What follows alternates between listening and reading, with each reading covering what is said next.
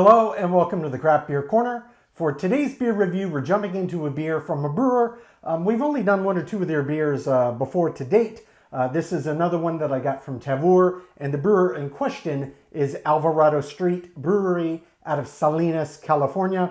The specific beer is called Mai Tai PA. It is an IPA. They put a note tropical IPA. This one clocks in at 6.3% ABV. It is brewed with a single hop, and that specific hop is Mosaic. So, pretty clever name. Label art on here. It's got a couple flamingos in front of some shrubbery of some kind. Nonetheless, kind of get you in the mood for tropics. Being a single hop Mosaic obviously can impart a ton of different aromas and flavor characteristics. Had to do a quick cut because as soon as I cracked this, it started going everywhere. We definitely lost an ounce, maybe a little more. Very active as soon as I cracked the can. But nonetheless, single hop Mosaic, obviously known for imparting a lot of blueberry aroma and flavor, potentially, not always, but in something they're calling Mai Tai PA, I'm guessing they're going for this tropical vibe. So we'll see exactly what the specific single Mosaic hop does to this beer. But without further ado, we're going to get this poured right in the glass.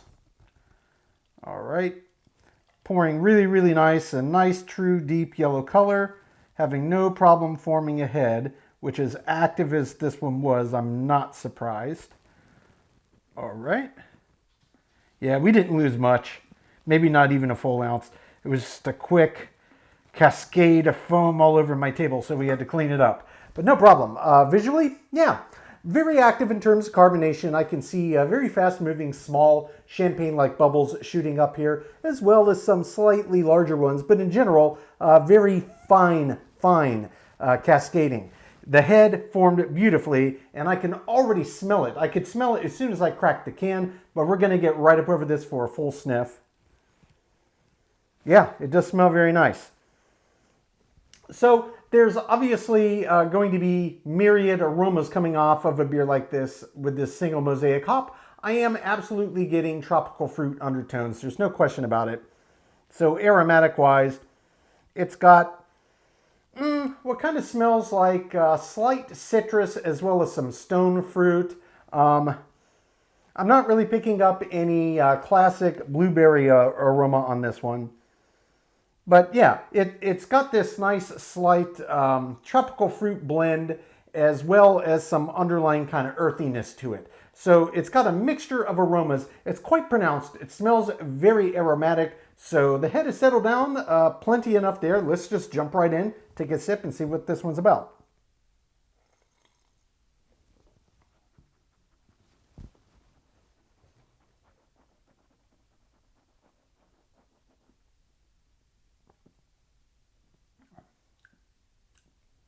Yeah, it's a nice IPA. So in terms of body and mouthfeel, we're looking at a 6.3% ABV. For an IPA, that's kind of middle of the road. It's not super high, it's not super low. The body on this one feels a nice full round medium. The mouthfeel on this, there's a good bit of resistance. It feels appropriate for the ABV range. And this one does get quite silky, quite creamy when you agitate around the palate. So texture and weight-wise, very, very nice. Exactly as expected. A textbook, really. In terms of the flavor profile, there's a lot happening here, just as with the aroma. So the first thing that I got was a big punch of kind of tropical fruit notes, exactly as they called it, a tropical IPA.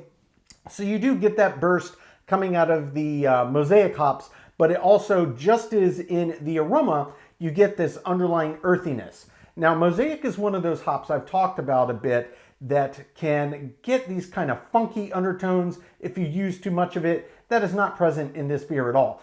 No funky off flavors at all. It's just big intensity of kind of tropical fruit undertones, slight kind of citrus peel, kind of a cross between orange and lemon, as well as this nice earthiness to it.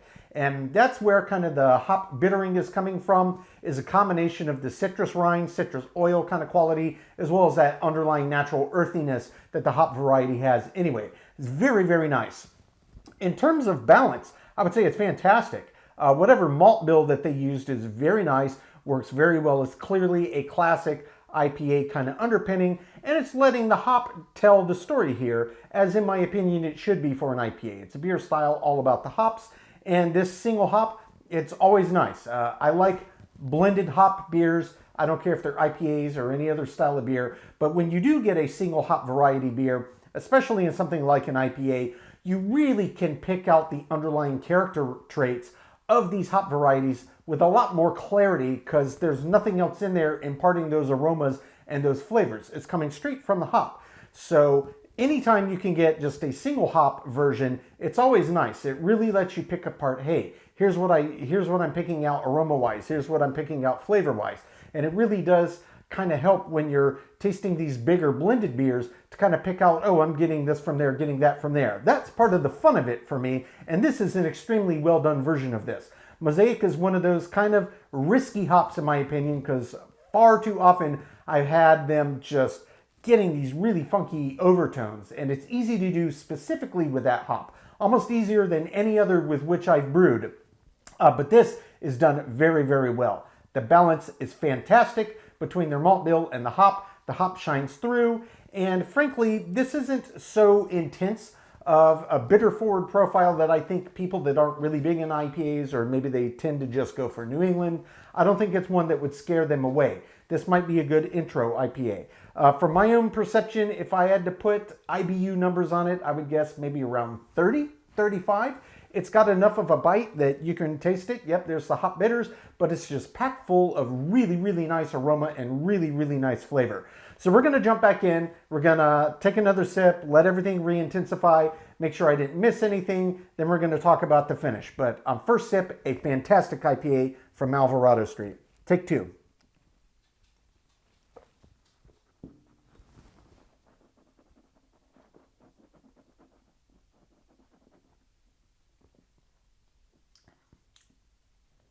Really is textbook body and mouthfeel. Just perfect.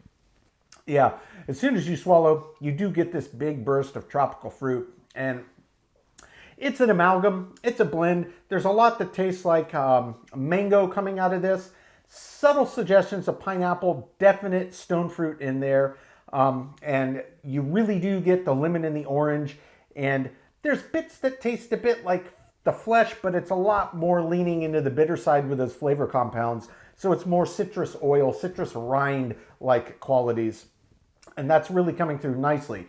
And there's this subtle kind of vegetative quality to it. I don't want to call it floral because it's not quite there. But the main driver of the big intensity of bitters is coming from that kind of citrus quality between the orange and lemon vibes, as well as the underlying natural earthiness that you get in the Mosaic hop. It's very, very nice. I really do like the balance on this.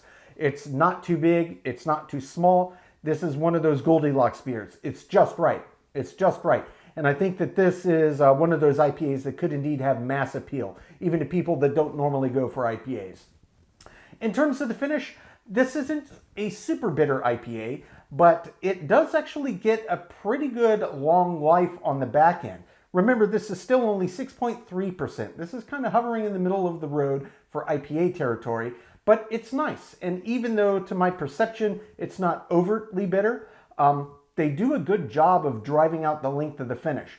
And one thing I can say on this one that is maybe not as typical is there is a little bit of a drying effect on the palate on the end of the finish. Most IPAs are going to be relatively wet, very round, all the way until they're gone. This one, there is a noticeable drying effect on the palate. And it's kind of hitting about midway on the palate, but that actually probably helps extend the length on the back of the finish with these lingering bitters. And it is that underlying earthy quality coming out of the Mosaic hop that is what drives it out. It is absolutely above average for this style in the ABV range. Overall, I'd say this IPA is kind of the total package. I'm a really big fan of this one. I'm going to take my time, sip on this, come up with my scores. When we come back, we will get this beer ranked from top to bottom.